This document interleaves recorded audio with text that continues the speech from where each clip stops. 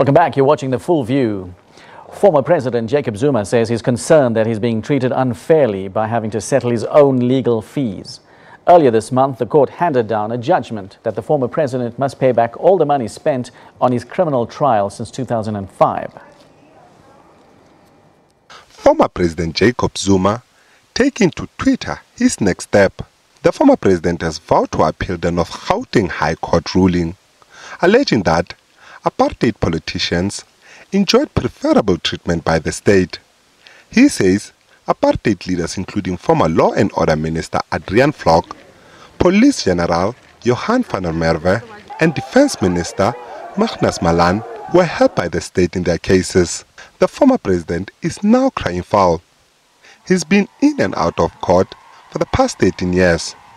Many of the leaders who were in charge of apartheid system, some of whom who killed my comrades,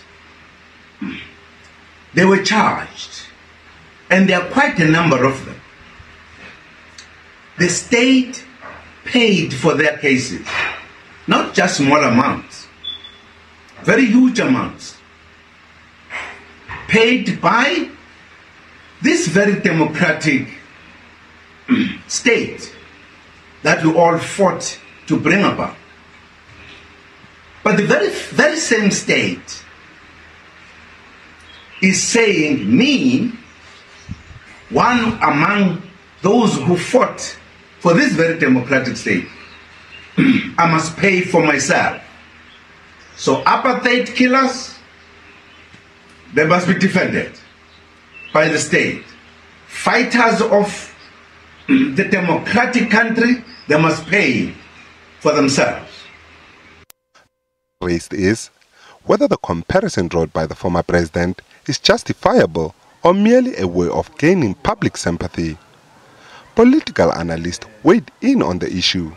I think this comparison is very disingenuous. Of course, there are facts here. Indeed, the state contributed to the legal fees of some of the former apartheid bosses. However, when you look at this situation, these are about some of the conduct allegations relating to the conduct that have been carrying out in post-apartheid South Africa. He is being prosecuted for post-apartheid crimes, not for apartheid-era crime. And I think that President Jacob Zuma is not correct to compare himself to the flocks. The second very important thing is that the state has not actively tried to avoid paying his legal fees. If anything, the state has been paying and paying and paying. It is estimated that Zuma may have to cough up between 15 and 32 million rand for legal bills dating back to 2005. The case against him will be back in court in May next year. SABC News, Johannesburg.